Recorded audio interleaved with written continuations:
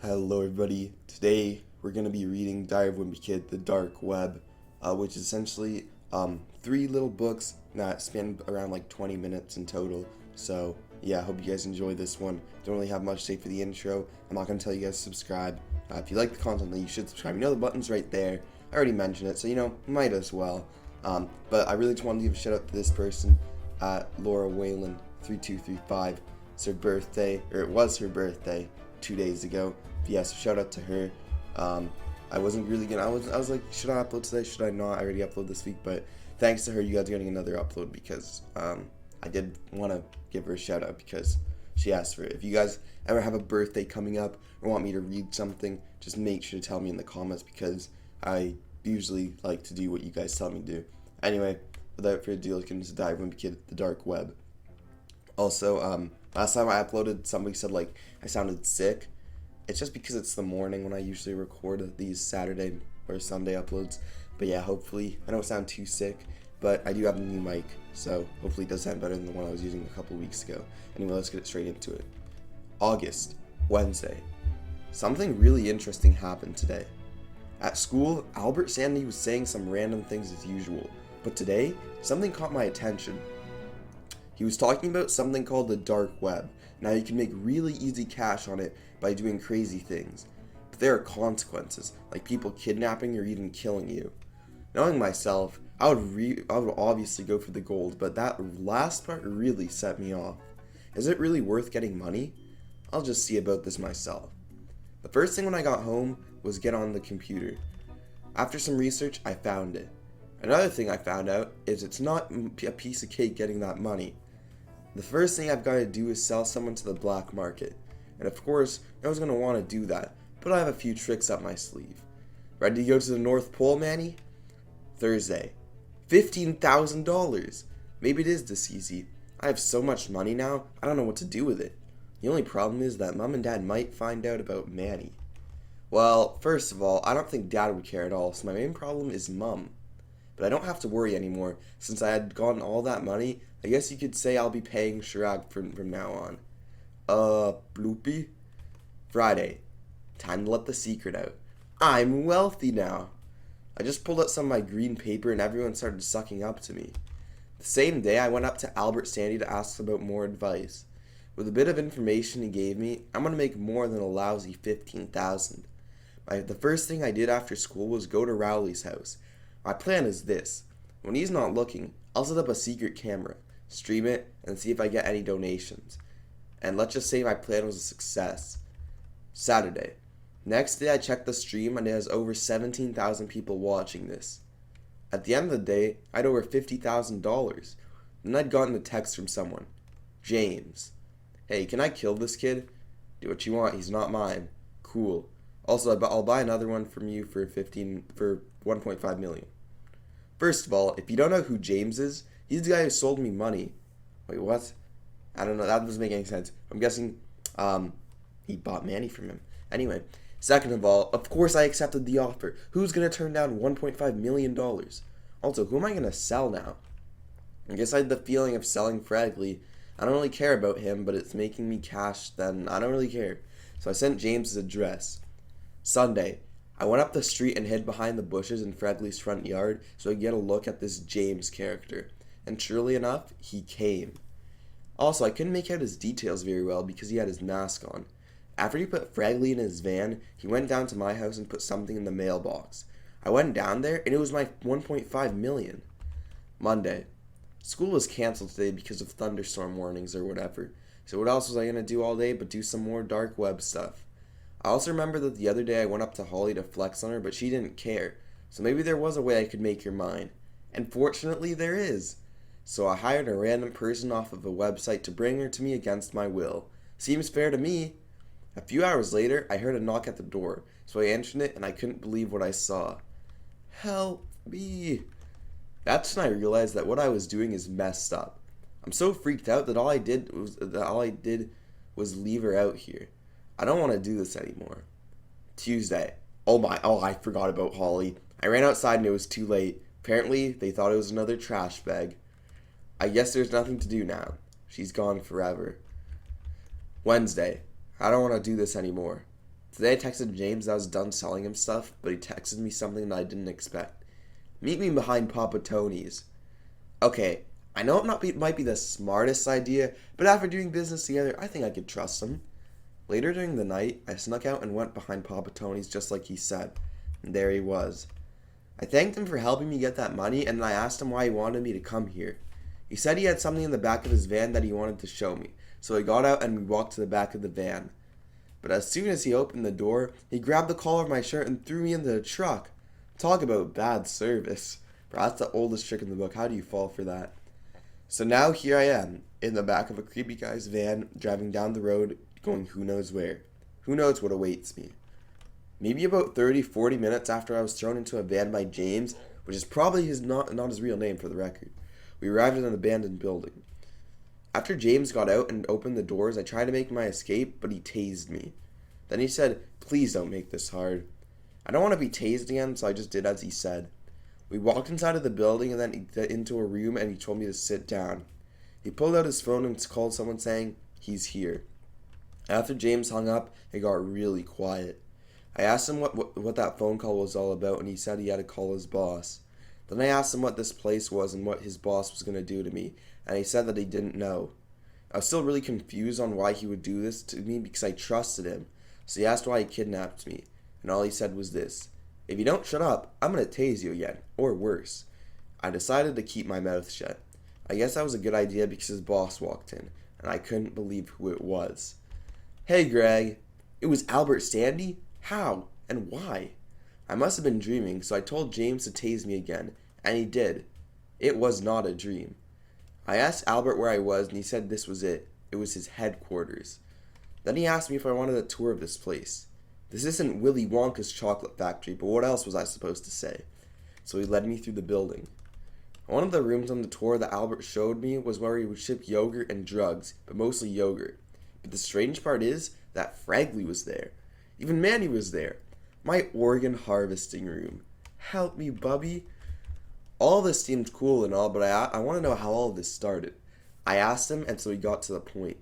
He made this place his headquarters back when middle school started, when he got into all this dark web stuff. Then he bought James all as a slave to help him with his dirty work. But after a few years, his service of selling yogurt and organs took off, and he wanted new people to work for him. He didn't want to use his money on buying people, so he decided to use someone from school. For some reason, he thought I'd be the perfect person who would do something like this, so he brought it up to me because he knew I would be curious. So he decided to do some tests on me. He hacked into my computer, so whenever I pay on anyone to do something for me, it would be James. So finally, after a while of seeing what I do, he asked me if I wanted to work for him, and I gave him his answer. "I'm sorry, but no." He looked kind of confused for a second, then he laughed. He said, "That wasn't a good choice." He then snapped his fingers and James started to walk towards me. This obviously didn't look good, so I made a run for it. I guess it was good that I got a tour because now I know how to get around that place. From looking back, he didn't look like he was in a hurry, so I guess that could buy me some time. After running down a few corridors, I ran into a room and hid behind a table. But apparently, it didn't take him that long to find me. "I can see you, Greg." And he didn't have a little old taser this time. He had a gun. I wasn't planning on dying this soon, so I told him that I had an idea where nothing bad could happen. I was lucky because he actually put his gun out in my face and told me to make it quick. So I told him that if we both escape, then we don't have to hear from Albert ever again. And he said he liked that idea. But I asked him why I didn't escape in the first place. James said he couldn't escape because Albert installed a shock collar on his ankle, so whenever James didn't do his bidding, he'll shock him. So I grabbed the hammer that was on the table and started to bash at it, and it actually came off. He was ticked off though because he thought I was going to snap off his ankle. After all of that, we started to get the heck out of there. James said that there was an exit a few turns from running, but as we were doing that, we accidentally ran into Albert Sandy. He asked us where we were going. And believe it or not, James said, "Get out of my way, you lump of pork," and beat the tar out of him. Then after pushing through the exit of the building, we hopped into James's van and we started to drive out of there. I asked him what we were going to do about Albert, and he said that he had control of all the explosive yogurt below the building, and he pressed a button on the remote-looking thingy. To be continued. November. Wow, I haven't wrote on this for a while.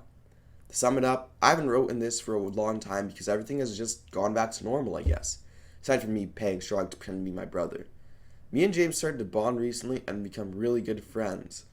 But I came back to my journal for a specific reason. James has been acting really absent lately. I would always text him and he wouldn't respond. He would always leave me on read.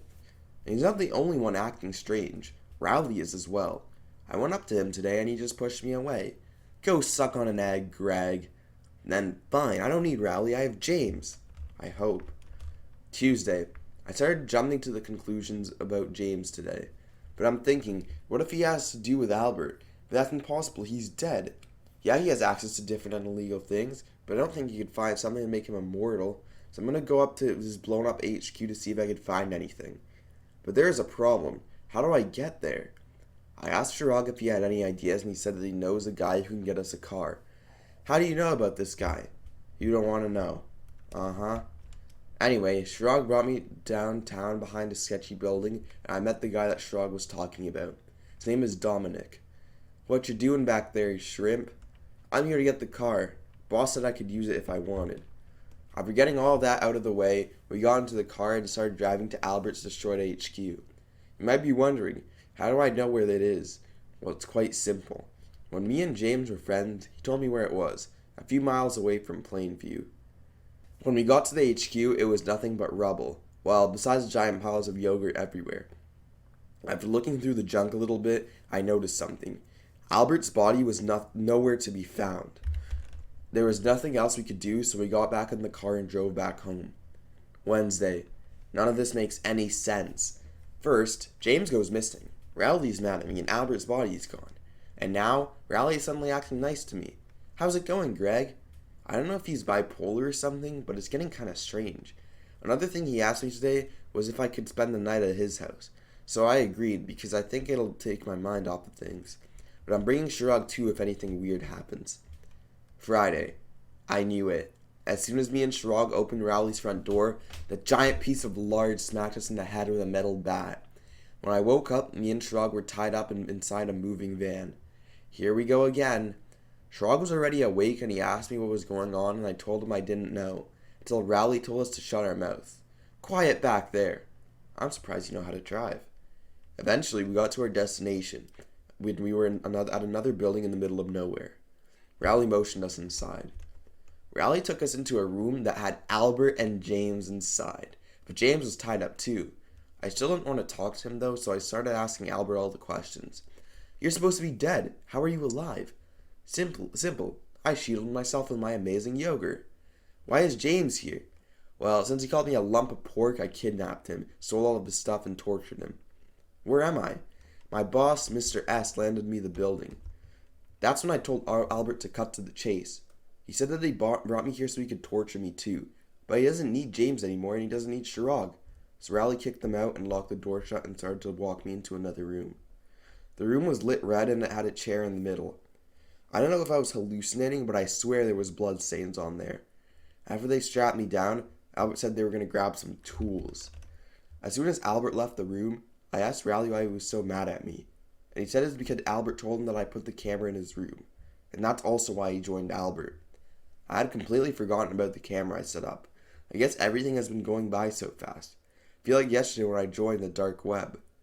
I told Rowley I was sorry and I was getting ahead of myself. And I wouldn't do anything like that ever again. But they didn't say anything. That's when Albert came in carrying a saw and a hammer. And I couldn't tell what the other thing was. I'm back. Albert put everything on the table and did eeny, meeny, miny, mo with them. And then it landed on the saw. He walks over to me and started to saw my leg off. It was the worst pain I ever felt in my life. Right when I started gnawing at my bone, I passed out. I woke up with Albert slapping my face. I guess he was waking me up. I couldn't feel my leg and I didn't even want to look at it. But what I did see was Albert telling Rowley to cut my arm. Your turn, Rowley. Cut off his arm.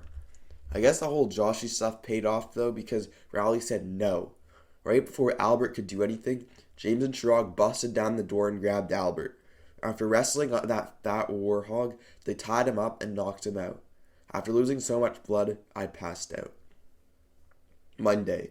I guess it's time to catch you up on what happened. After I passed out, James, Shirag, and Rally helped me out with my leg, and we all got in the van. To take care of Albert, they put him in a bag, tied weights on him, and tossed him over a bridge. The next day, James took me to the hospital for my leg and paid the bill. And then he went on the dark web and bought me a cool robot leg as a new one. Other than that, me and Rally became friends again, and I'm still paying Shirag to pretend to be my younger brother. It's going to be a while before I forget about all this, so I'm just going to put the past behind me. The end. Anyway, I hope you guys did enjoy. Make sure to like and subscribe if you did. And tell me what I should read next. I have a couple ideas. I was going to read like the Plainview Noir story, the Exclusion Zone LLB. I don't know. Just leave me ideas. I kind of want to read 25 Years Later sometime in the summer, so maybe I'll do that. But yeah, anyway, just let me know what I should read next, because I'm kind of like running out of things. But I have like 4-5 things I could read right now, so I'll get on doing those for you guys. Anyway, summer's almost here, so that means probably 2 uploads a week. Maybe. I'm not sure if I'm going to be doing that every week, so maybe it'll be like 6 uploads a month instead of 2 a week. So I don't know. We'll see. Like, subscribe, and thank you for 4,000. Bye.